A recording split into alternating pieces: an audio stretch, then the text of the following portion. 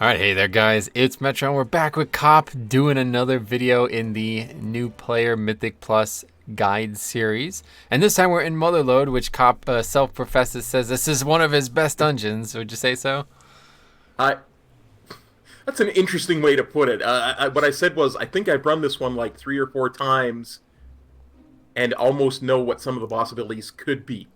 Okay, there you go. So he's got a little bit of a head start, and that makes sense because Motherlode is a dungeon that, it's a very flavorful dungeon. There's a lot going on, and it's pretty unique in terms of BFA dungeons. Really, the thing I notice the most always is the fact that this crazy skybox is. I love this purple skybox. I wish you can get that outside the dungeon, but we're not talking about that today. What we're talking about is the actual Mythic Plus elements of it. So right out of the gate, you're gonna see a lot of choices to be made in Motherlode. There's probably something like 300+% count in here. If you killed every single mob in the game, in the dungeon, you would probably have well over 300%. And a lot of people use that to their advantage. So if you've ever watched me do Motherlode in the past, you would know that I do a route that, earns the ire of some people. They really want to do these fancy double death skip routes. I don't ever feel like dying twice is worth it. But after doing a 20 Motherlode last night, some things have changed on my opinion. So I think this is the perfect time to record this one. Because a lot of people, so basically what a lot of people like to do is they like to try to get basically 100% count before they kill the second boss effectively. Get like all the trash done and then double death skip to the last two bosses, and that's that. So there's a variety of reasons I don't like this. Number one is dying is not a good thing. This kind of sits in my mind from back in the old days when we did die on purpose all the time, in especially WOD challenge modes. That was to reset things like Bloodlust, and also, it would actually clear Bloodlust, but also it would save you a ton of time. Sometimes you might die on one side of the dungeon, res on the other side. So those types of skips are always in the back of my mind when we're talking about death skips, and these are just not that anymore. There's no resetting Bloodlust, there's no skipping anything, like, resing and skipping something. You still have to execute actual controlled wipes with somebody battle resing, or health stone, or soul stones, or a shaman onking, something like that. And those are just inherently dangerous. They're risky. They're not without flaws. So every once in a while, maybe more often than not sometimes, you're gonna fail them. And if you fail them, that's it. You don't have any hope. You're done. You've just wasted multiple minutes here. You now have to try it again and hope that, whatever reason you failed it for the first time doesn't plague you another time. So I really don't like doing this in a group that's very unorganized. But last night when we did this, I really found that the trash at the end is actually insane. Like, it was the first time I had ever done 20 Motherlode, and this week we actually did 18 Motherlode, and we crushed it. I had no problems with it on stream. We did it on stream. Double upgraded to 17 Motherlode as well. Did the same route I've been doing, no problems whatsoever. Then we got to 20 Motherlode. So we'll talk about the trash at the end and my new thoughts on it. But the reason we're telling you this out of the gate is because right now in season 3, I'm probably not changing anything. That'll probably be the last time I do a really hard fortified, a really high, that is, key fortified and Motherlode. But next season, I am definitely going to be a lot more open to trying some different strategies here, because you're not going to actually have to die to skip a lot of this stuff. And that's a very big thing for me, because, dying, you lose time, you lose your food buff, you invite mistakes, and most importantly, it's just bad for morale. Like sitting there waiting around, rezzing people, hoping that everybody does everything perfectly, not knowing if you should pull when they're at 100% health or go at 70, like people are getting healed up. I don't know. I just never really like it since WOD, and that's my historical perspective for anybody who's wondering how I feel about the Motherlode situation. But let's get started. So there's going to be a lot of options, and like I said, one of the main options is how you want to pull trash. The way I like to do it is I basically just start with this pack here, this mechanic here, this throw wrench. It actually does a lot of physical damage, so if you're the tank especially, you really want to avoid you want to use some type of mitigation on these mobs. Even though they're non-elites, they can be extremely dangerous, especially on certain affixes. So I would normally pull this pack, and then I would normally pull this next pack here, the Mech Jockey. I sculled that pack right there. But, if you're very worried about time and you're on a very easy boss week, like this current week is, you might actually consider pulling both of these packs together and bloodlusting here. And this is actually not a bad option, even on other weeks. because Bloodlust is almost like it's going to be really close to being backup for the boss. And you could change your route to make sure it is backup. But this won't work on a Tyrannical week because the trash is just going to have it's going to have much less health. It's going to take you much less than 10 minutes to get to that boss. So basically you'd have to do that and then do the whole get like a 1,000,000,000% count early to make sure it was back up for the first boss. And on a Tyrannical week, I do think you should always lust for that boss. But anyway, let's proceed like the dungeon is happening normally. So these mech jockeys, what they're going to do here, actually you're going to see it right now. They're going to try to get into that mech. And if they do, they actually turn into a new mob, which gives dramatically more count. Plus, you get their credit for them dying. So this is actually another tip that people always try to get me to do. But the route I run, I don't need extra count. So even though this is really good count, there's nothing that my route can really skip. So this is one of the big criticisms I have all the time when I'm streaming and doing this key, is people think you should let these mobs get in the jockeys all the time. And I totally understand. As you see, you basically get 2 mobs worth of count for free. I mean, it's not free. You still have to kill them, but it's a lot easier than most other packs. And you really do get a lot of free count from it. But for me, I'm good. We're good on count. So typically what I do is I just prevent them from getting in the robot. And the way you do that is when they're casting that channel on the robot itself, just stun them, knock them back, grip them, anything like that, and then it'll stop. So if you do this with me right now, you'll see that. And as a monk, you could use ring to stop them from doing that. You could stun them, paralyze them, anything like that. But this dungeon is going to be the dungeon for disrupting mobs. So really good option. Monk is a really good one for this. And you're going to see another mob that's going to need to be disrupted heavily here. This vendor, this ice spritzer. There you go. We stunned it. This ice spritzer mechanic is going to be a channel on a person, and it's going to put them in a block of ice if it gets off. And, that doesn't sound too big of a deal. It also has this Cajicola refresher, which puts a heal on, as you'll see on this labor, healing for 5% of maximum health every 2 seconds. So you want to interrupt everything here. And that's kind of just the going trend in this dungeon. Can you interrupt it? Yes, you should. There's really nothing that you don't want to interrupt if they're casting. And a lot of these mobs are going to be really filled with things to disrupt. So that's another reason why I think a lot of people like to skip a lot of the stuff at the end, because it's got a lot of pesky mechanics. And for me as a Blood DK, I feel very well equipped to deal with them. And as long as the group, has somebody who could help deal with them, I usually don't feel like I'm out of my element. But again, depending on how hard the trash is, you might have to deal with that. So again, another vendor here. There's pretty much 3 packs in this area here that you're going to have to deal with. Also, there's Inhale Vapor. As you'll see, it's a buff. Physical damage increased by 50%. These adult thugs, they do a charge. They're going to charge probably your healer. So you got to be really careful here. You want to try to interrupt that if you can. But at the same time, you got to interrupt the vendor too. So usually these get off. You could also, I believe you could soothe this as a druid. Not 100% sure, but I'm pretty confident that you could soothe that mechanic there.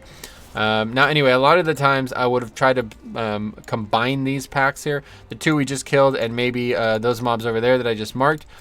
You could also try to pull those mobs over there, the blue and the moon. But realistically, you don't want to do that because those mobs are way more important in terms of focus than the thugs. The thugs just do damage. They don't really do anything else. But the key thing here is these rowdy revelers. These mobs are actually... they're 100k health. They have almost no health at all. They're non-elites. They're just in their yellows. They're not even going to aggro you. But if you pull a lot of these, they could really mess up your key. And it depends a lot on the affixes, of course. But Sanguine is the number one, and really also Busting as well. Sanguine especially, though, is just absolutely GG. If you pull a ton of these, you are in serious, serious trouble. They're going to really compromise your route. And it's very difficult not to pull a lot of these. So the main reason I like to pull, like I was just saying, where we'll double up and we have pulled this pack here, is so I can get them away from the yellow. So I'd have pulled the 2 that we fought earlier and these 2 now. I would have pulled them kind of back to right about here. We fight them right about here. And we just really, really, really, really want to avoid the revelers. And again, it won't matter most weeks. 9 out of 10 weeks, it won't actually be a problem. But some weeks, like, you're going to know it when it's a problem. Let me put it that way. And this dungeon can be an absolute nightmare on Sanguine. If people pull a bunch of extra yellow mobs and stuff in general, it's going to have to force you to move. You're going to not be able to take the route you want at times because the ground's just going to be covered in Sanguine. And it happens, okay, so it happens a lot with Ellie Shaman. Chain Lightning has a very long bounce radius, and it's very easy. If these mobs are anywhere near the Revelers, it's going to hit them for sure. So you got to be careful if you have an Ellie Shaman. Also happens all the time with Protection Paladin, Shield of Avenger Shield or whatever, that bounces really far as well. And Throw Glaive as well if you have a Demon Hunter. So those types of things, you know, the Paladin, obviously, the tank hopefully knows what he's doing. He's not going to do it. The Demon Hunter is probably not even going to use Throw Glaive. But if you have an Ellie Shaman, keep your eye out because almost assuredly his Chain Lightning is going to aggro those mobs. And a lot of the times I think they do it on purpose because it helps their numbers. But that could be a bigger issue than it sounds like it would be. So now here's another choice that you have here. A lot of people might want to skip this pack, and I don't mind doing it either on Fortified. It's harder than it looks. You have to be very careful here to hug the wall. You have to kind of walk over this box and then jump down there. If you're anywhere to the left of that box or right of it, depending on your perspective, it will aggro that pack. But we are going to fight that pack because I want to show you something very specific about this assassin that I marked with the skull. This is probably the hardest mob type in here, potentially the most dangerous, that is. Not necessarily for the tank, but for the whole group. He's going to basically only do two things. One of them is he's going to basically coat his weapons in poison, just like a rogue might. And that on its own doesn't really do a lot. But then he's going to do a Fan of Knives type ability. And that ability is a channel. He does like a Fan of Knives like I think 4 times throughout the channel. So if he has his blade coated in the poison and he does the Fan of Knives ability, it's going to poison every single player in the group who gets hit by it. Now, of course, it can be dispelled. But if you let that damage plus the poison go kind of out of control, you're probably going to wipe on a serious Fortified key. So this is where interrupting and things like death grips and rings and paralysis and stuns and actual interrupts, these are the things that actually matter to whether or not you're going to succeed in this key or not. Like if you come in here with 5 people who don't care about interrupting, stunning, blah, blah, blah, just don't even do this key. You're just going to wipe. You're going to like literally wipe to every trash pack. So let's watch it happen. I'm going to keep the vendor isolated. Don't interrupt the assassin. I want to see the full gambit of mechanics. So there's Toxic Blades there, as you see. Melee attacks and Hail of Fletchets apply Widowmaker Toxin. And as you see, it is stacking up on me over here. 4-5 stacks now, 17k. So that's pretty nuts. It's actually on 0, still a lot. And it goes off pretty quick, can be dispelled. Like I said, you have a Mistweaver Monk, you might not have to deal with it. But the best way to deal with it is just stun the mob. You could stun him, you could death grip him. I believe knockback should work too, things like Ring of Peace, Paralysis, anything like that. But you really got to interrupt the Toxic Blades, because if you don't, it's just going to be one way or the other. It's going to be bad. That's step 1. And then Hail of Fletchets, as you see, grip him. Thanks for stopping by. No longer doing the mechanic, you know. So that's a mob that you're going to fight a couple times. And depending on what route you take from now on, you might fight him a lot more than a couple times. So if you're anybody who has any type of stun, interrupt, knockback, you really want to be attentive on that mob type. You do not want to let that mob get out of control. Okay, so here's another bit of choice that you could also make here. And like I said, if you're going to go for the pretty much like I think it's like 66% before the first boss, you're going to want to have to pull pretty much all of the right side here. There's no really way to do this other than pull all of the trash leading up to the first boss. So you would do that by pulling this pack here. This is a pack a lot of people pull anyway. It's a pretty easy pack. It's got 2 laborers and again a mech jockey. And like I said, a lot of people value the mechs as just absolutely insane, but I don't. So, you know, I would stun like Cop did, or I would also just grip it or something like that to prevent it from happening. If we pulled this pack, typically I don't pull this pack because again I don't need the count in my route. But yeah, luckily one way or the other it doesn't really matter on 0. But luckily if you do pull this, there's plenty of things that you could skip on at the very end. Now typically what I would have done is I would have hugged this wall here. This is a little bit of an awkward thing here because there's this cage you often get stuck on. So basically what you want to do is you want to run about 1 yard past the wall and then turn. You kind of fall a bit, you'll notice it. Here, it's actually kind of a big deal, so you should practice it, Cop, because if you don't do this right, you might aggro the trash here. So basically, just run along the wall, and then a yard past the wall, you'll kind of fall, and then you just turn left here, and then you don't get stuck, and you don't pull anything. Basically, what we're trying to do is avoid aggroing the mechanized peacekeeper there. You see the skull. We're going to pull this pack first, and we can do that pretty easily with Gorfiends. But either way, if you don't have Gorfiends, no big deal. Just try to get them and maybe kind of duck behind this house. They're going to throw the wrenches again, so that's 3 mobs throwing the wrench. If you're the tank, you're going to want to use a defensive. If you're a damage dealer, you might want to try to stun them or something like that to help your tank out. And otherwise, a very, very, very easy pack. Again, this pack or the other pack that we just we pulled, but we probably wouldn't pull if we were doing a normal key. I would say these are probably like just the easiest packs in the game, and that's why a lot of people try to get count here, because it's a lot of relatively high value mobs with very low, potential issues. So we got another mechanized peacekeeper. This is a mob that you might have seen again if you put the mob in the suit. But really, it's just does this AoE, kind of like a charge lightning, and then it does this gas cloud. You just want to make sure you move out of that, because if you don't, it's going to disorient you, and if you're the tank, that's bad news. Obviously, the DPS are going to get hit. And then it's got another energy shield-like mechanic. We talked about this in King's Rest, but just got to make sure you're behind the energy shield.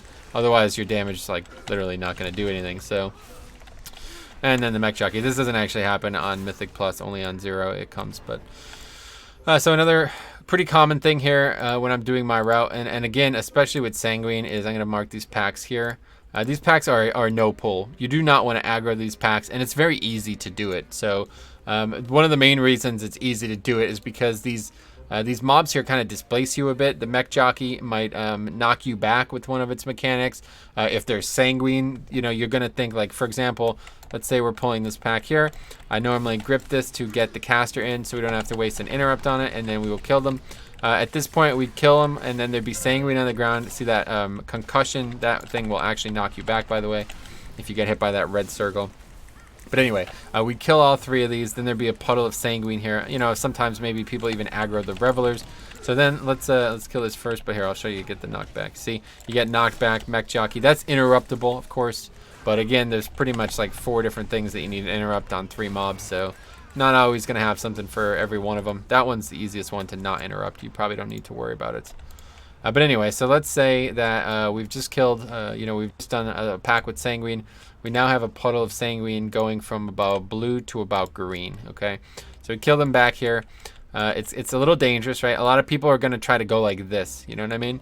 And that's fine. But if it's any further than this, you might actually run into those mobs. Like, they're a lot closer than they look. And sometimes they have an emissary pack there. So basically, you just really got to stay to the left of this little path here. If you go any further than that, you're really running the risk of pulling that pack. And again, you're just going to want to try to avoid fighting near this little entrance to this little area here, because it's very, very likely that you're going to pull Revelers. And it's just really bad. Like, they don't give any count. They're dead weight. They're dead. Like, they don't help you in any way progress the dungeon. And on some affixes, they could be so bad that they might actually end your key. So just got to keep an eye on that. Okay, so now another pack here with the jockey. I always let him get to the robot and then grip him in, and then immediately interrupt Toxic Blades. Exactly like that. The mob's going to run. By the time it gets there, Toxic Blades will be casting. You grip and then interrupt, and then Cop actually successfully interrupted with his stun.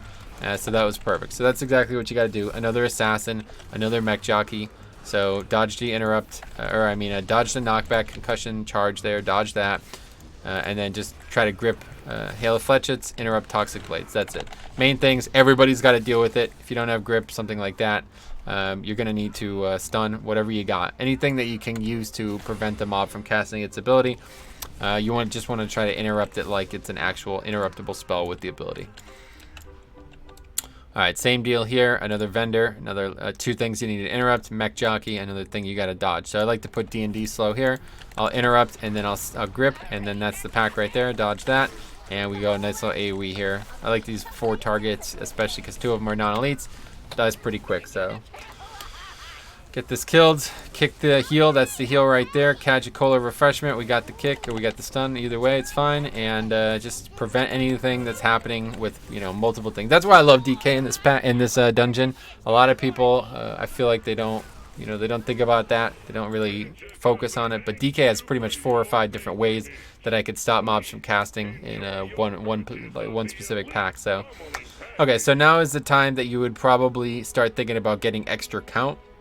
So, I'm telling you this especially because in the future, it's very likely that people are going to do this just de facto. There's not really going to be any detriment to it once you have, the next season's fixes, provided they are in a good spot for it. So a lot of people would probably pull, pretty much, they would have pulled the packs that we skipped along the way for sure. And then they would, a lot of people just go right instead of left. But they would definitely pull pretty much everything from here, that pack there, probably to along the wall there, down by that blue marker. They'd pretty much get, that's like about 5 different packs along the way. And that's usually going to get you pretty close to about 60%, which is where I've seen a lot of people be satisfied. But either way, I don't ever pull that right now. I definitely, like I said, I'm going to be more open to it in the future, especially skipping the last split after the third boss. I don't really feel like the third boss's trash is particularly dangerous. It is difficult and it's got a lot of health, but it's not nearly as bad as people say it is. But the pack immediately following Rixa and immediately preceding Mogul are definitely extremely dangerous. So, yeah, like I said, I learned that last night on that 20. It was pretty eye-opening. But again, another dangerous pack here. Interrupt the Spritzer. Assassin, make sure he doesn't get the toxic blaze off. And obviously don't hit the shield, as you see. Can't actually damage the shield up, you know what I mean? So, he'll fletch it with the grip it. There you go. Cops in a little ice block. How's that feel, man? Nice and cool? It's awful chilly. Giving me a cold. I just sneezed. Yeah, I could tell. We stun that, interrupt the heal, blah, blah, blah. Very good. So nothing special. The trash is, like I said, very easily manipulated, but you got to be ready to manipulate it. If you're going to come in here not ready for it, then you're probably going to get carried, frankly. Somebody who's not interrupting or, knocking back, stuff like that is going to really, they're not going to do a great job on this.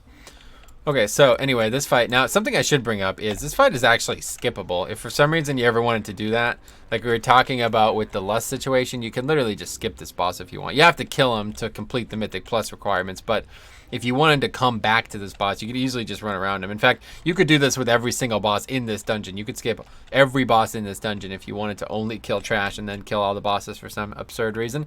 But, maybe people do that in Season 4. I don't know. Either way, a lot, like I said, if you're doing Lust on the pull, you might want to do that. You might want to come here and then get these 2 packs. We'll come back and talk about that after, but for now we'll do the boss one way or the other. So the boss is actually a pretty complicated encounter for a lot of reasons, but the main thing is there's one mechanic that you have to do extremely well, and if you do, it makes it very, very easy. It's this little, like these footballs, soccer balls. You kick them at him and he takes extra damage, and they do stack. So what you want to do is he's going to throw 3 of them out.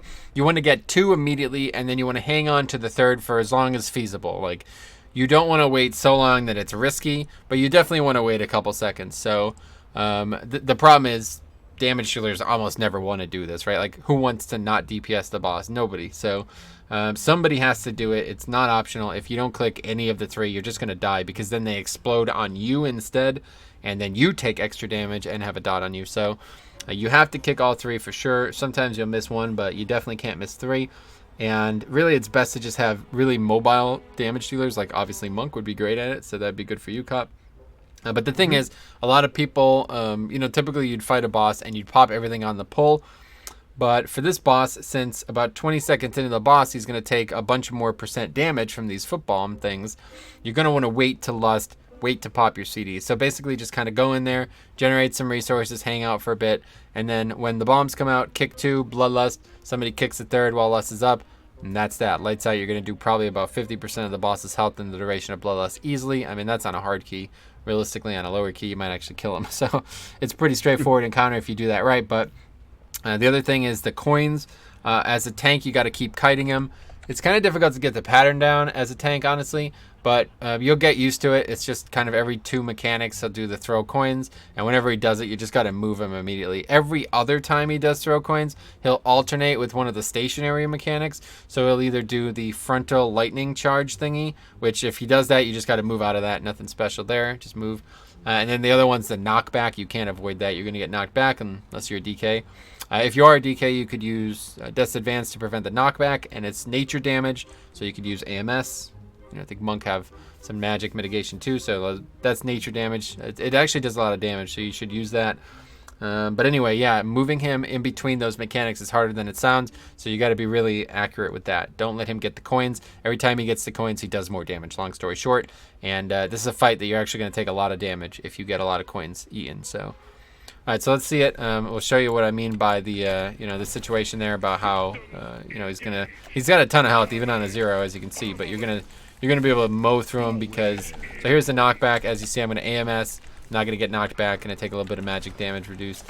And that's that. So here's the foot bomb. So we want to kick those. And then again, Shocking Claw is the mechanic you just move from. I'll just get hit by it to show you. It stuns. Does a bunch of magic damage. You really don't want to get hit. And I guess it also breaks the foot bombs. Did that happen? I just noticed that. That must be the case. So anyway, it provided you kicked all 3.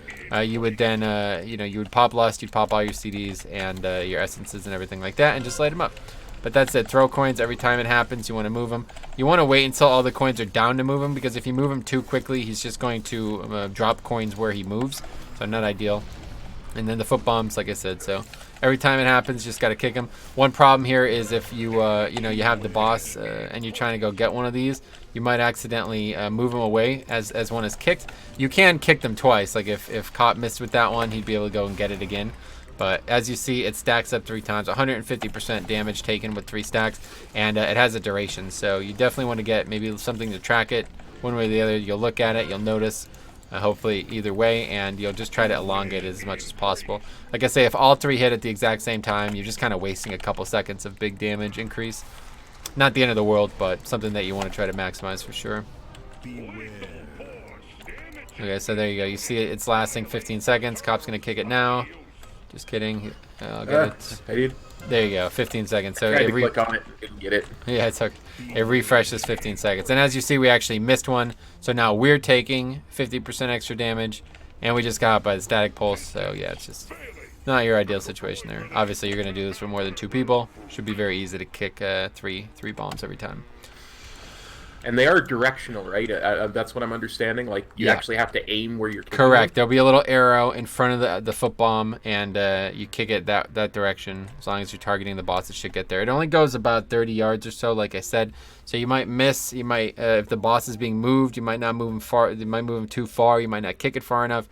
You can just go up and kick it again. You got, I think it's about maybe 15, 20 seconds to kick them before they expire. So plenty of time. Just got to, somebody has to do it. That's the big thing. It's so hard to get people to want to do it, Because I noticed the first time I tried to do that on that fight, it went 90 degrees the other way because I wasn't facing the boss. Yeah. Okay, there you go. So you got to be kind of very specific about. See, I'm glad you're here because I wouldn't have even thought to explain that, but these are the things that we got to talk about in this video. So yeah, it is a targeted. You kick it. You're just like Cristiano Ronaldo. You know what I mean? You're gonna kick it, and then you're gonna pretend you got fouled, and that's that. You know what I mean? So it's gonna be really good. Red card. Yeah. Okay. So anyway, next up is almost always a combined pack here. There's very little chance to combine packs in this dungeon because so many of the mechanics overlap with each other. But this is a great opportunity. So let's talk a little bit about what this trash does. The mine rats, effectively, again, non-elites, they just do a bunch of damage. They can do damage to non-tanks. Like pretty often they'll hit the non-tanks with their mechanic, but outside of like really hard fortified keys, it just doesn't really matter. It's just damage. Then the Earth Shapers, these are the ones that you really want to be careful for. They do an ability called Rock Lance. It hits the tank, or at least it hits their primary target, for an insane amount of, I believe, nature damage. So definitely want to interrupt that. The problem with it is there's another cast on these mobs that doesn't really need to be interrupted. It's called Earth Shield. It doesn't do any damage at all. I guess it heals them. I'm not even 100% sure because it's so inconsequential. Like comparatively to Rock Lance, it is a non-kick. Like, you don't even want to think about it. But a lot of the times you're so hyper-focused thinking, I gotta kick. Kick the wrong freaking thing. It happens all the time. I do it myself. Luckily, as a DK, I can AMS it. Prot Warrior, you could spell reflect it.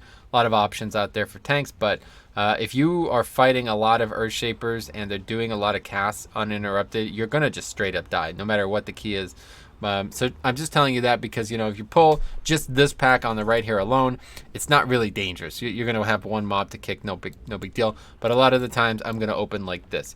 I'm going to get them all together, grip them, unload this. I always have a dancing rune weapon up here. And again, you just want to dodge any of those mechanics and kick these rock lances, stun them, ring them, knock them back, anything while they're channeling it to make sure that you're not getting hit. Pretty straightforward, especially with the amount of AoE interrupts you see in keys nowadays, so it's not too bad. As you see that rock lance, oh, there you go, nice little ring from Cop. And this throw rock mechanic, this is what the mine rats are doing, nothing special at all. The only time you really probably don't want to do this is on a bolstering week or maybe a sanguine week, but realistically, not too bad. Now, what you saw there was that those bombs on the ground, that happens when the sappers die. They kill themselves effectively. So something to keep in mind here.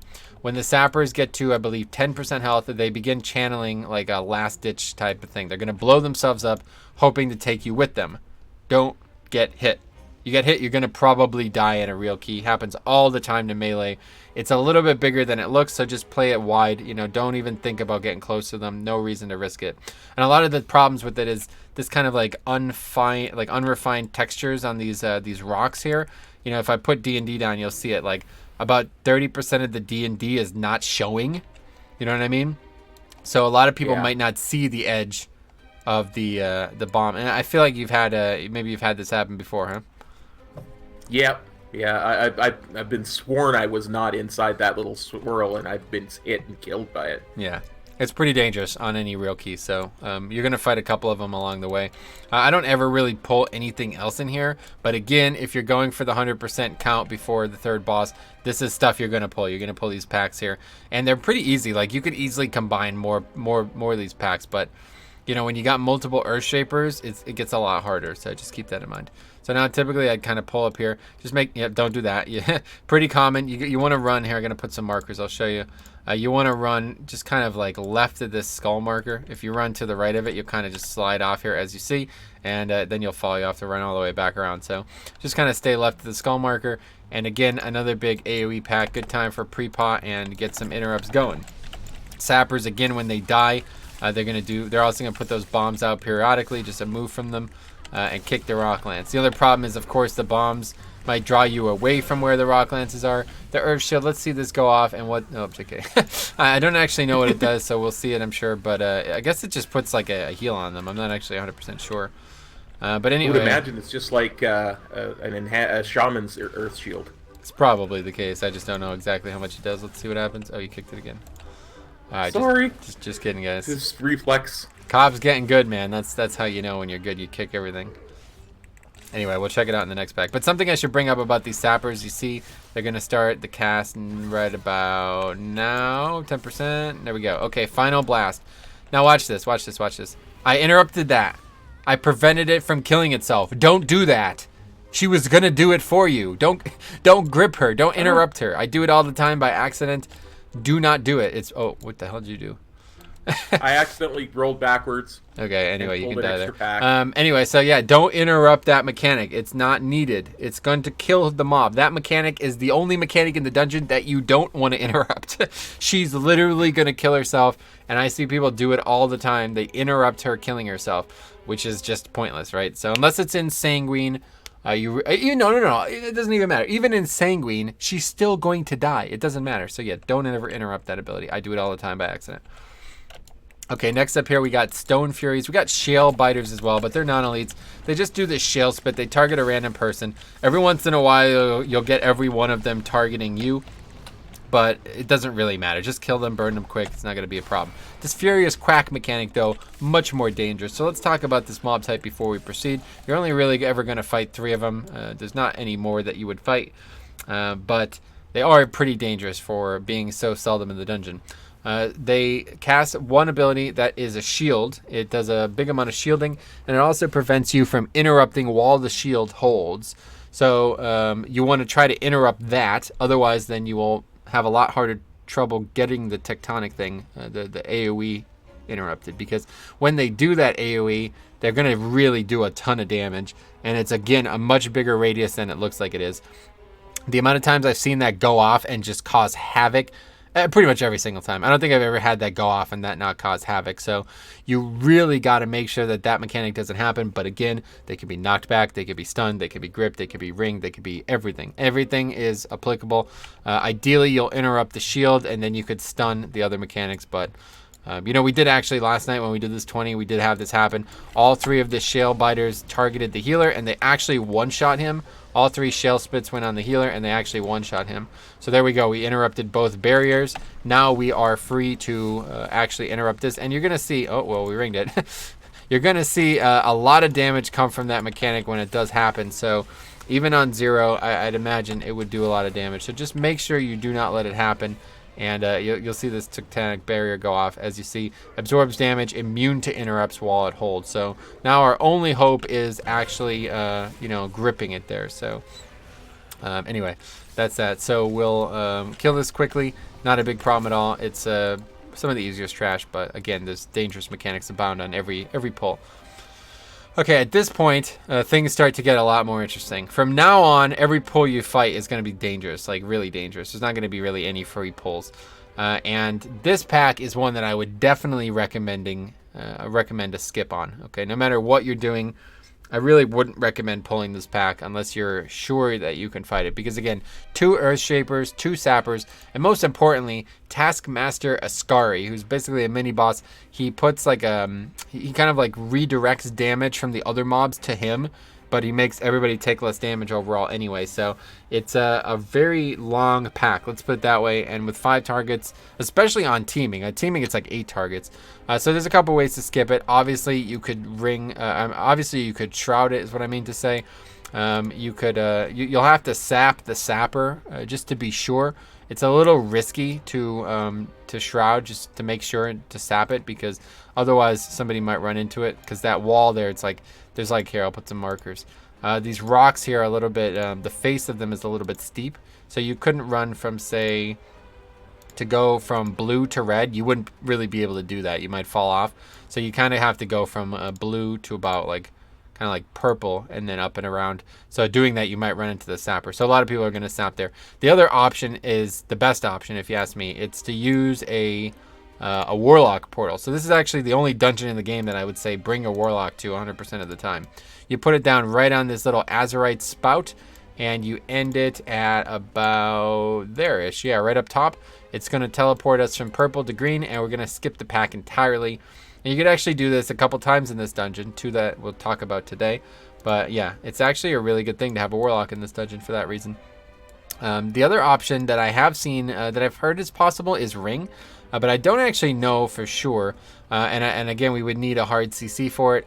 But yeah, you'd basically CC the sapper and then knock the sapper and the earth shaker to the left. And then apparently you could skip by to the right. Never done it myself. Never really seemed needed. But either way, that's a couple options to skip this pack. So I definitely recommend doing it. Mostly because it's going to eat up a bunch of CDs. One of the things that we talked about in the previous dungeons is that using all your CDs on a pack right before a boss is one of the worst things that you can do for time. And unfortunately, all of the hardest trash is right before bosses in this game. So there's that cover mechanic. As you see, he's redirecting trash. He's redirecting damage to himself, and it's reducing it at the same time. We'll probably see that again. Yeah, there it is. Intercepting 50% of damage taken, and damage taken is reduced by 75. So basically, he's making you do a lot less damage. Let's put it that way. And he cannot be gripped. You can't really kite him very well, even though the rest of the stuff is really kiteable. That mob is a real pain, and it's going to cause a lot of problems. Also does this frontal cleave, this broad slash. So a lot going on in that pack. Definite skip if you ask me, no matter what. Even my current route, we're still skipping that every time.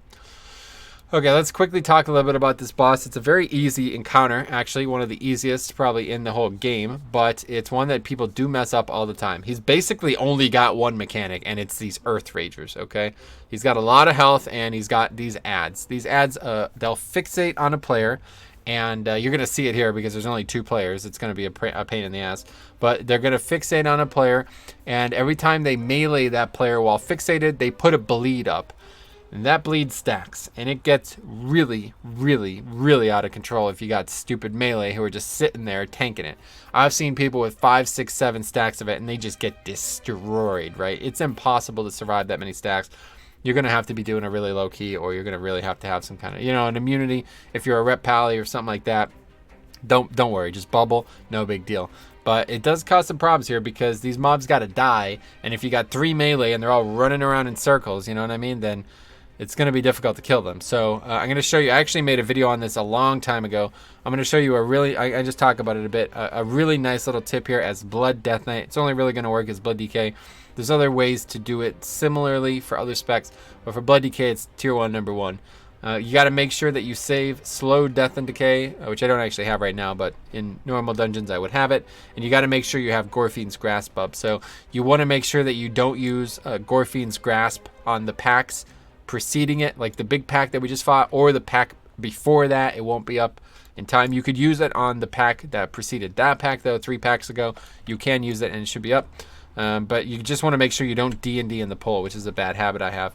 But basically what you're going to do is you're going to interrupt all of their abilities. Now, so we have a monk as well. So a lot of the times I won't actually do that. But anyway, face the boss away and then try to get them all together and then just grip them and slow them. And then they're all going to be stuck there. And ideally, you'd kill them pretty easily, no problem. But yeah, Ring of Peace would have been good if you actually hit them with it. And Cop actually died to the bleed there. So even on 0, he had 8 stacks. But even on 0, you're going to see that this boss is just an absolute pain. I think I'm probably just going to skip this because this is going to be such a pain to kill with 2 people. These bleeds are no joke, and this boss has a ton of health. So obviously, you're going to have to deal with this normally. But yeah, just make sure you don't get hit by the mobs. And if you're a Death Knight, you can grip them all together. The other thing you have to worry about with the mobs is you have to, they're going to do this channel. It's going to be this, I think it's physical damage. They're going to channel this AoE. It's going to do a ton of damage.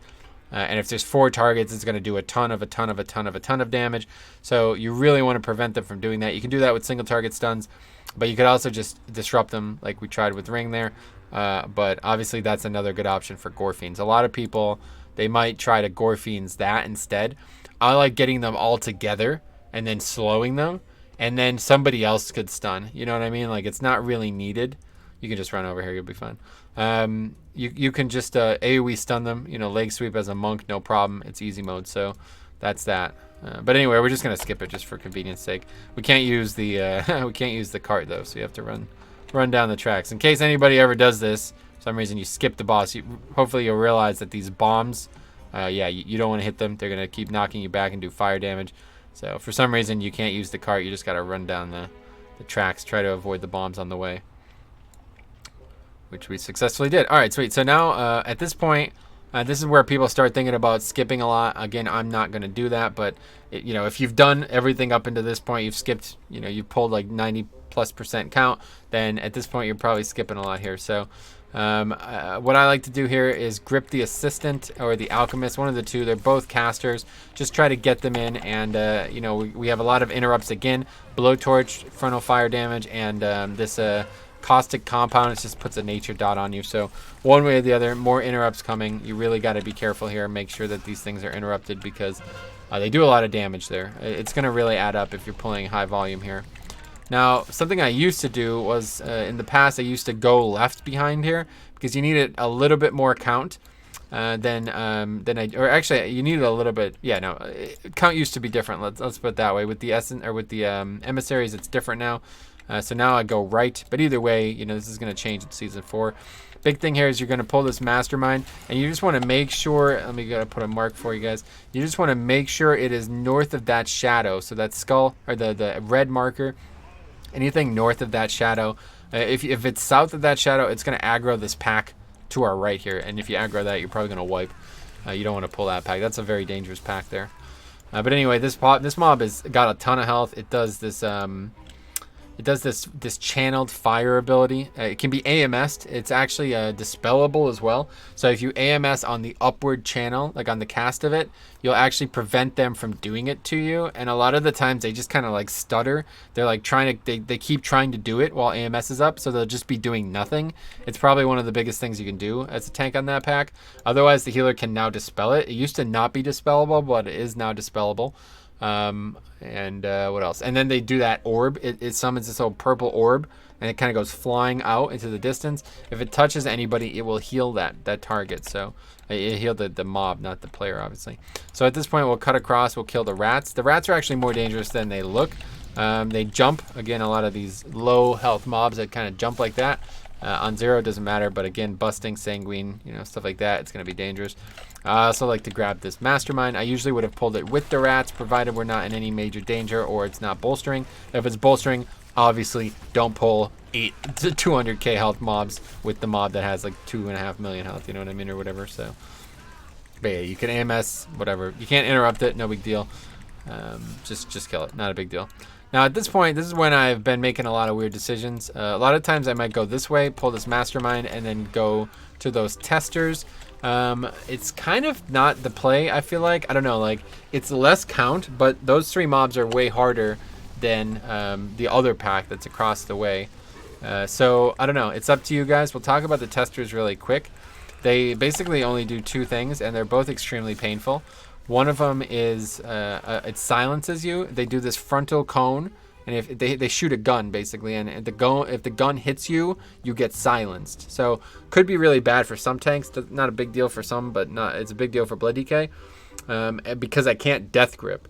And then after that, they might do this other mechanic that is going to do a ton of damage, like probably like 50% of your health, and it's going to knock you back as well. So you want to stop that. So this is where death grip comes in handy. But if you get silenced, you can't death grip. So you got to actually, what I've been doing is I stun the one. You could also AMS it. You can't be silenced while you're AMS'd. So I'll usually AMS it, or I try to prevent the silence from hitting me, and then I'll Gorfiends the stun. Or I'm sorry, I'll Gorfiends the knockback, the big damaging one. But you could also just skip the back. A lot of people just go right now. I used to always go left because I never really thought it was a big deal.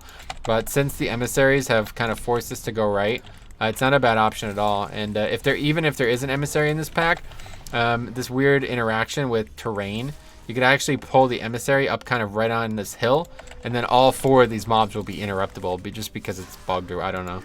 Hopefully you guys know about that. If you get the emissary of tides, for some reason, if it's on even a slightly different terrain than the mobs that you're fighting it with, they can be interrupted. Like the aura from the emissary doesn't actually happen. One other thing that we kind of just skipped when talking about these transmutes, you want to kick those. They're also going to do, I believe it's the alchemist, I imagine. They're also going to try to transmute themselves.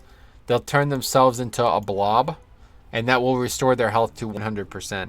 So don't let them heal themselves to full. I mean, it should be obvious, but maybe you guys don't know about it. So again, just tons of interrupts in this dungeon. Really, there's a ton. Now this is one of the harder packs in the game, and especially on certain affixes, people make a lot of big mistakes here. As you see, the masterminds have 300k more health than the assistants, and that's on 0. So on a real key, they're gonna have a lot more health than the alchemists and the assistants, but they're equally dangerous. So basically what you want to do is you want to have everybody like mailing, targeting a mastermind. I'll just say mark a skull, and have everybody target the skull, and you want to be cleaving off it hard. But you got to be interrupting the casters too, because they're going to do the blowtorch, they're going to try to heal themselves, and they're going to try to transmute. They're going to try to turn Cop here. They're going to try to turn him into a blob. You don't like being a blob, do you? No, I don't like being a blob. Yeah, exactly. So, I mean, that's just what you got to do. You know what I'm saying? So, blowtorch, there it is. Caustic compound, that's the dot. Just prevent that in any way you can. We can AMS again. I'm going to AMS here. I did it a little bit late, but one way or the other, it's still reducing the magic damage. It's fine. Again, caustic compound. There you go. Nice little ring.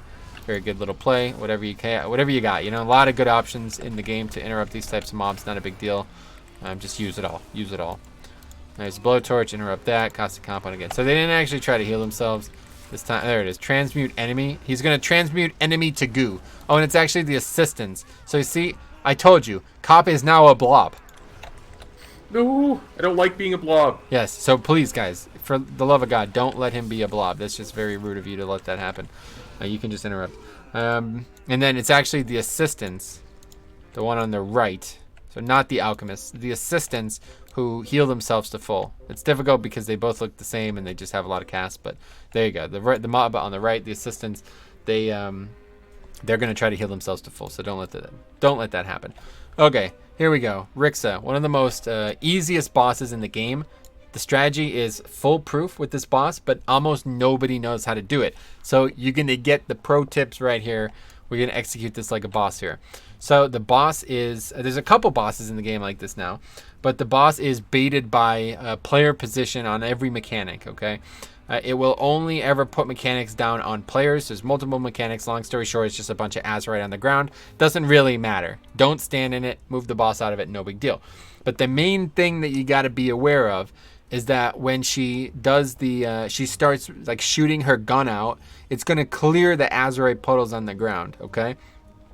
But if you don't do it right, it's not actually going to clear them. It's just going to push them to the side. So how you do it is, ideally, and like I said, this is the same thing as the Underraw last boss. You're going to want to say, like, okay, so say we're starting at Skull. We're fighting the boss at Skull. Usually I'd actually fight her in the Dead Center, but we can't do that for the purpose of this tutorial. So anyway, we're the boss is at Skull. Okay, we're fighting her at Skull. The puddles come like red, and they're a little bit random. So, you know, just red and yellow. There's now puddles there, okay? So after, after it's time for her to do her gun mechanic, when it's happening, you want to put your back like this. You see how I am with respect to the skull? So she always shoots it this way. You want all 5 people to have their backs to the Azurite puddles on the ground. She's going to shoot. It's going to take about a second and a half. She's going to start a channel. 1, 2, move. Don't let her hit you. If she hits you, you get pushed back into it. You're probably going to die. Not good. But then it's going to get baited again. Every time she's going to try to hit players with it. So, you know, again, we start at Skull. She starts the cast. As soon as it's almost finished, run through. She's going to accidentally clear her own Azurite. And then as it's ending, run back through. Put your back to any that's left. Ideally, it would be gone. You wouldn't have to do this. But if there's a lot, like if you're later in the fight or you didn't, you're kind of awkward positioning, you could do it again. But one way or the other, just make sure you have your back to the Azurite, have all 5 people stacked, and you can never get hit by that mechanic. It's easy. You know exactly where it's going. As the channel begins, just move through the boss. She's not going to turn. She's just going to stay that direction, and that's that. So effectively, the fight might look like this. So we have that. We just cleared yellow, and now red is it's still there, but it's kind of over there now instead because of the angle. So now there's more, a new one at orange.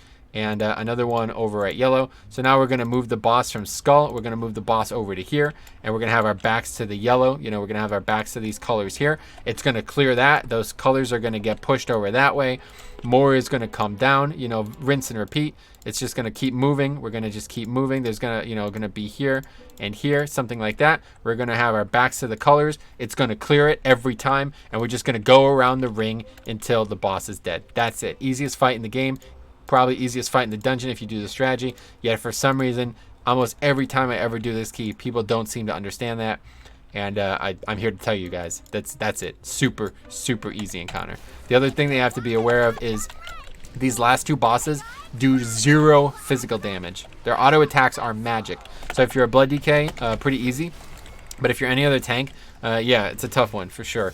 Another thing here, this chemical burn, it's always going to pick the 2 closest targets. So if for some reason the tank is not close enough, you're going to need to make sure you want to be close enough. Let's put it that way. So here you see we got a little bit unlucky. I'm going to put my back to this puddle, and she's always going to blow the puddle away now. You'll see propellant bats run through, blah, blah, blah. Puddle's gone. I'm going to put my back to this puddle now. 1, 2, 3. Cop failed it. Got to shoot the wrong way. It doesn't really matter. We still cleared one of the 2. That's fine. Another pro tip though for this boss is you could actually AMS the ability, the dot. It's dispellable, but there's 2 out at a time. You have to predict it. There's no actual timer, but as you see, successfully AMS'd it. Just kind of sit on your global, wait to make sure you do it, and now get your back to this here. And when it happens, it's gonna clear out. Oh, we're actually gonna probably kill her before it happens, but either way, you again back to the puddle, clear it every time, and that's that. It's as easy as pie. Really, I can't. It's so crazy. Anyway, really, it's so crazy how easy this boss is. Yet everybody messes it up. And the main mistake that you're gonna make in here is people are gonna have this puddles get sprayed all over the place because they're not stacked up. The boss is constantly like shooting her gun in random directions, and you're just covered in, like, if you do it wrong, like this is actually what happens. Let's talk about this. If you have her, like, say over in the corner there, and there's puddles like here, let's say they're like here and like here, okay? Well, if she, like, so for some reason we have her facing where I am now. So if she shoots her gun at blue, like, I don't even know how to describe this, but for some reason the action of her shooting towards blue is going to push red forward. So it's going to push the red puddle from where it was to like there.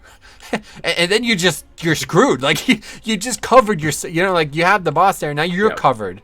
So this is a big, big, big error. Always clear the puddles. Just don't worry about anything else. Clear the puddles. Easiest fight in the game. Gotcha. I can see, I saw why I was making the mistakes I was while I was doing it, because I was anticipating too much. The propellant and going through too early, and that was causing her to move a different way. Okay.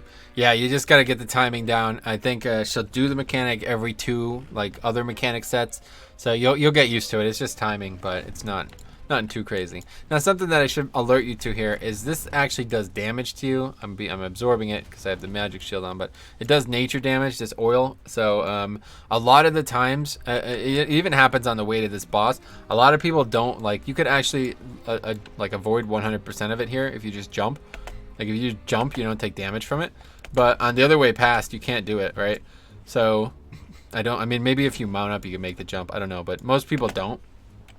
So you're going to take a lot of damage if you run through this. So just be aware. This mob type is actually, this war machine is actually probably the hardest mob in the dungeon. And it's what forced me to realize that this route should be reconsidered on a much, much higher key than I normally do. Because this charged shot does an insane amount of physical damage. I'm telling you, it did 100% of my health over it ticks 3 times, 100% of my health over those 3 ticks. I pretty much, if I didn't have a CD up, I was going to die. So it was pretty nuts. We wiped her quite a lot last night. The technicians themselves are the only mob that you could like grip and stun and stuff. It does a lot of casts, and they're going to try to heal and stuff to the war machine. They're going to buff the war machine. So you got to make sure people interrupt that. Almost nobody ever does, because they're like, oh, war machine, me deeps, I attacked that thing. You know what I mean? Like everybody's trying to kill the priority target, but then they end up letting the small mobs buff the priority target. So suboptimal. After that, everything here is just really kind of silly. Like it doesn't move easily. It doesn't auto attack. It does a bunch of like casts that can't be interrupted.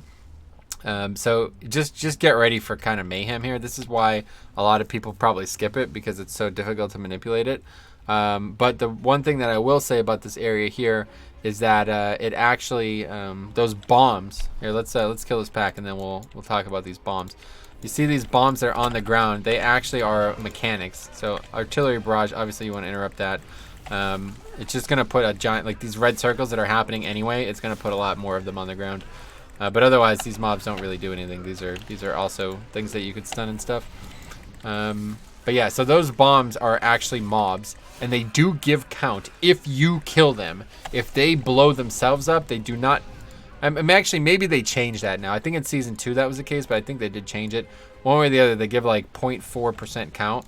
So whenever you run close to them, you see they kind of get alerted. Run away from it, run away. You'll see it seek and destroy, like the Metallica song, one of the best songs. And then they're going to hit you for a lot of nature damage. It will splash. So if me and Cop were standing right on top of each other when it targeted and exploded on me, he would also get hit. And let's leave it up to the imagination how hard these hit on a 20 fortified. I think you guys might have a pretty good idea. They hit really freaking hard. So there's not really much you can do about it other than kill it. You could stun it, root it, blah, blah, blah. It won't be able to get to you. But if it reaches the target that it's tracking on, it will explode for a massive amount of nature damage. This mechanic here, Azurite Heartseeker, this is actually present on the boss too, but it's this red line, and it's going to try to basically shoot like you're Bradley Cooper, you know what I mean? It's going to snipe you, and you're just going to, you can interrupt it, let's put it, or you could intercept it, sorry. As a tank, you could intercept it. So we'll probably see it again here, but it's going to try to shoot Cop, and then I'm just going to stand in the way of it and not let it shoot my friend, because, you know, we're friends, so that's what good friends do. Also, this concussion thing, there you go. Prime mistake, only it didn't really cause a problem. A lot of the times I'll be fighting them right here because they jump around. There's that Azurite Heartseeker. When it's on me, it's perfect. So let me get knocked off here. It didn't happen. But a lot of the times if you get hit by that knockback, you'll get knocked down into this. And this is pretty bad because not only are you down here, but the mobs are going to follow you. And as you see, that's really bad. So try not to get knocked down here, especially as a tank. If you're the DPS, it's no big deal because the mobs aren't going to follow you. But if you get knocked down there, it's just going to really crush this pack's like, it's going to be difficult to keep the mobs where you want them. You know what I'm saying? So yeah, try not to get knocked off that little ledge there because it is pretty dangerous. This environmental damage doesn't really do much. I really feel like that looks badder than it is, just because it's this giant red circle, but it's not really a problem at all. You can stand in it, is what I'm trying to say, if you have to. If it's between that and another mechanic, choose the other mechanic for sure. So again, the charge shot here, you're going to have to fight some of these. There's no, I mean, unless you're skipping the whole area, you're not going to be that overcount. But anyway, I'll show you guys a little skip here, even without dying. Without a death skip, you could actually still skip one of the hardest packs in here. If you did do the death skip, I guess we could talk a little bit about it. This final one is pretty easy, basically. You just mount up, just jump across this, again, oh, there's a bomb there. So I'll show you AMS. Let's look at that. Boom, didn't take damage. Anyway, yeah, you just mount up. You'd kill the boss, whatever. Let's pretend we kill the boss. We just killed the boss. Mount up, jump across here. Make sure you don't take a bunch of damage on the way. And then you literally just ride. You want to kind of like hug this skeleton of this ridge here. You'll aggro. You'll take the least melees. Let's put it that way. And then you just go all the way up and die there. But anyway, we're not going to do that. We're just going to kill the packs. Like I say, even right now I'm doing this. Probably in Season 4 we'll probably change what we're doing. But for now, I don't. It's just most of this trash is not dangerous enough to matter. But watch, I'm going to intercept this Heart Seeker. As you see, hit me instead of cop. So that's a really good play if you're the tank. It's pretty nice, you know. And again, you could also, if you need a little bit of extra count. No, so what we're going to do here is we're going to skip this pack. This War Machine and these mobs are extremely dangerous. Very, very high health pack and very dangerous pack like we described. They also have another one of those technicians. So they're going to try to heal and buff the robot. You really, you don't want to do that, man. You really don't. So if for some reason you don't have 100% count here, just try to get 100% from the rest of this. It's not a problem. The rest of the trash is easy enough. But I am now going to show you how you can actually skip. You can actually skip this pack without doing a proper death skip. So what I'm going to do, cop, well, let's kill the bomb first just to make sure. You don't necessarily need to kill this bomb, but every once in a while it bugs out and causes problems. So it is best to just run up here and kill it. Just auto attack it, it'll die. So what I'm going to do, cop, is I'm going to grab threat on these mobs, and I'm going to tank them. I'm going to drag them over to Skull, okay, over there. We're going to get them as far away from the area as possible, and then when they're about at, it's kind of like at red, like when they're about, when they've moved towards red, you can just hug the right here. I'll put a marker. You could hug kind of like right by blue and just sneak right by them. You won't get in combat, and then you'd be able to res me, provided I'm close enough. As a non-healer, it's a lot harder to res somebody like this. So if for some reason you have no healer, I guess, or the healer died as well, it's probably gonna be a mistake to do this. But yeah, if you have the 100-yard mass res, which everybody has, by the way, I had a guy arguing that he didn't have mass res. You have it. It's just not called mass res. Anyway, every healer has the option here. So I'll show you what to do. I'm gonna grab this stuff. You might put D&D down, something like that. Just get over here as quick as possible. You're going to want to stay alive. Maybe like 1 or 2 globals, you're going to want to stay alive just to make sure that everybody gets past. And then, you know, you could run a little bit closer. So, yeah, you should be good there on the stairs. No. Stay up there. Stay up there. You should be good there, and I'm going to die. And then, yeah, you'll res me. And it'll be very, we'll skip this pack. Obviously, on Mythic Plus, I'm going to die a lot faster than this. It shouldn't take me like 30 seconds to die. It would probably die within like 2 or 3 seconds. See, we actually fucked it up because it took me so long to die. Now that bomb is going to put you in combat, I think. Are you in combat? Yep. Yeah. Yep. Alright, that's fine. Actually, it's a good opportunity to talk about the other place for a warlock. This is another great place for a warlock because here I'll do it. We'll do it again, and I'll just pull him way farther so that doesn't happen. Anyway, yeah, the warlock also has potential to use the gate here. We'll show that too. But yeah, this is another great place for a warlock. You can put a gate, I believe, like right here, and then kind of like up the ledge, like kind of like up towards silver or something like that. And then you'll kind of just go flying through the wall there, and it allows you to skip this pack with the Warlock, and then nobody needs to die. Right now, what we're doing is I'm the only one who needs to die, and that's a good sacrifice because it's just one person instead of 5 people. You know what I mean? If you were trying to do this in another way, you'd have multiple people trying to die. So not ideal. I'll try to die a little bit faster so it doesn't bug out again. Yeah, typically this is the only reason we just had that error happen is because it took so long to die that he actually threw a bomb at Cop, and that never happens. Never happens on a key because obviously I'm gonna get killed in like 5 seconds. Man, it's taking forever to kill me. That's funny. Azurite Veins is doing work. All right, should be good. Should be able to res me. I think you're still out of range. Oh, I got you. I got you. Yeah, it should always be good. As long as the person's on the stairs and I'm near this ring of fire area, then it should always work. And there you go. So we've just successfully skipped that pack, and we're now on to the last boss. This boss is actually extremely easy on low keys. Probably one of the easier end bosses in the game. But on hard keys, on high keys, it's very, very, very dangerous. And it's kind of funny why. The hardest part of the boss is actually the the intermission type mechanic, where you're waiting, you're doing the thing in between the main phases. That is actually extremely dangerous because it has those mechanics that do the Heart Seeker again. The tank is going to have to block them. But otherwise, a lot of people lust there actually because it's so dangerous. But if you're doing just a regular key, you're usually going to lust on Rixa, and then you won't have lust up for the start of this fight, so you're just lust at the end of it. It almost always, like, unless again in season 4 the routes change entirely, you'd have lust for Rixa and this fight for sure, unless you're just cruising. If you lusted Rixa and you don't have lust for this, it means that you're crushing the key, so who cares. But one very, very, very pro tip I'm going to give you guys. This mechanic, the fire here, basically how it works, I'll put some markers actually. These bots kind of fly around to these different locations. They could be kind of anywhere in any of these 4 colors. There's 2 bots, so the left side is either going to be skull or red, and the other side is going to be like this. So like they're going to be all over the place, and they're going to be all over the place, and a lot of the times it's going to be really difficult to see where they are.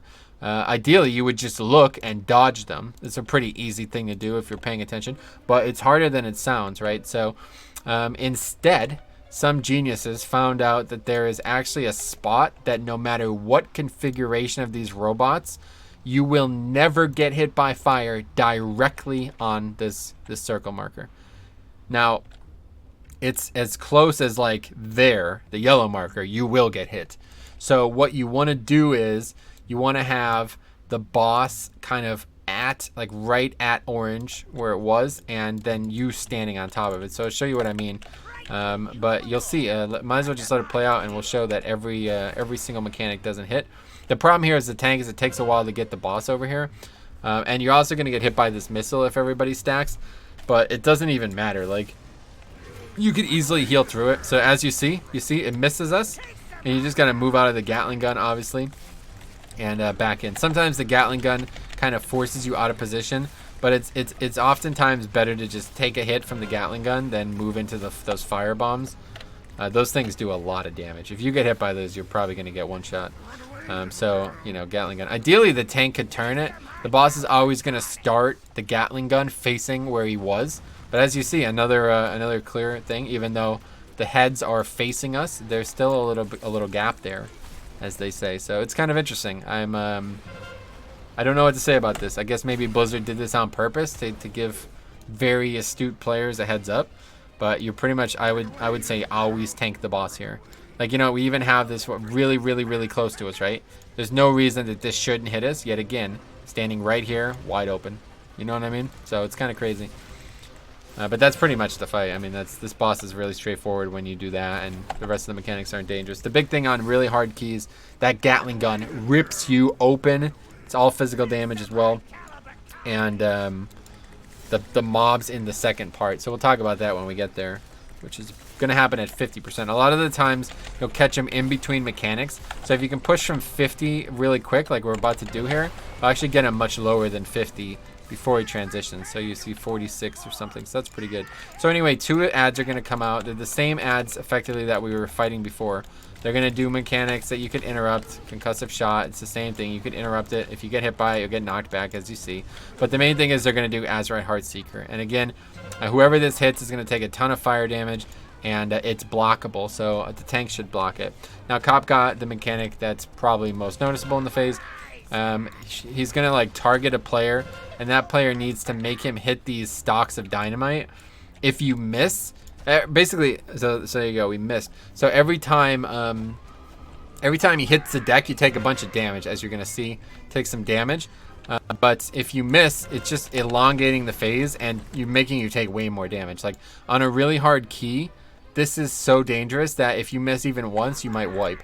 And the main reason is it's just this big AoE damage every hit.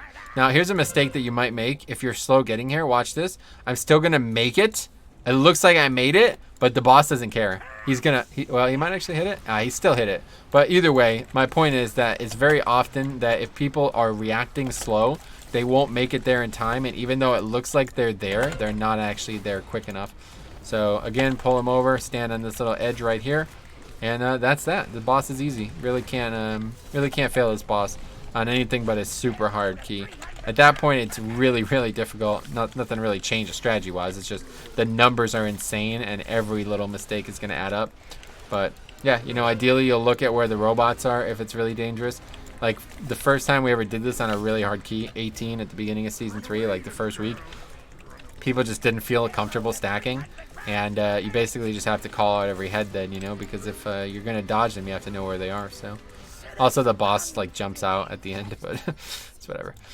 So that's that. Multiple ways to attack, to figuratively attack this dungeon, and multiple things that you can and can't skip. Like I said, there's really probably like 300% count in here.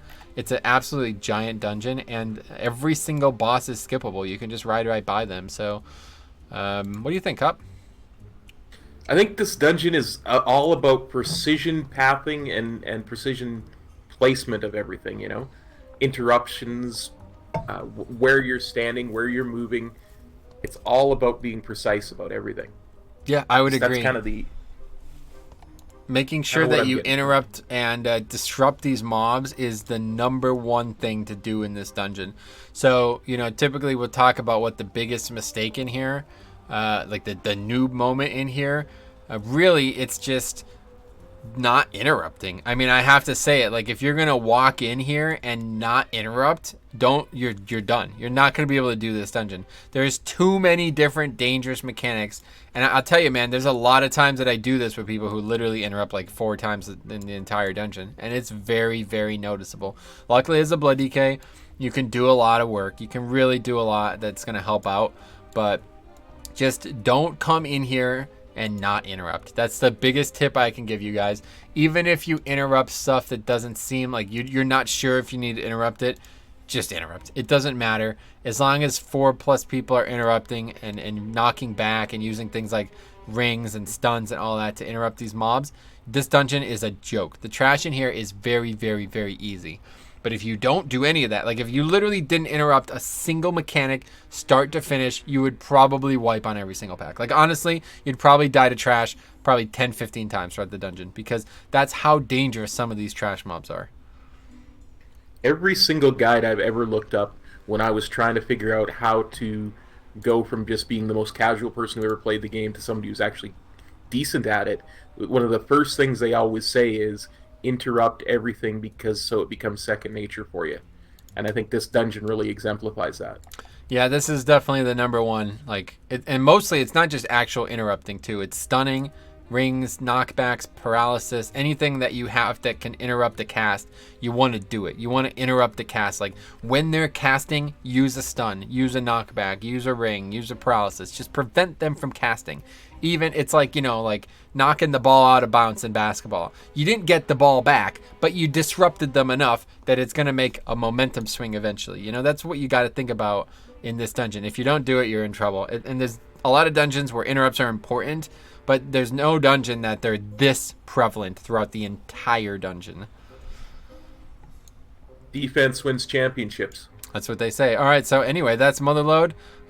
This one's particularly interesting, and we'll see how it plays out in Season 4. But any closing thoughts? Not really. This is one I'm going to want to practice a lot, especially because even on a Mythic 0, it has a chance of dropping a mount. Does it?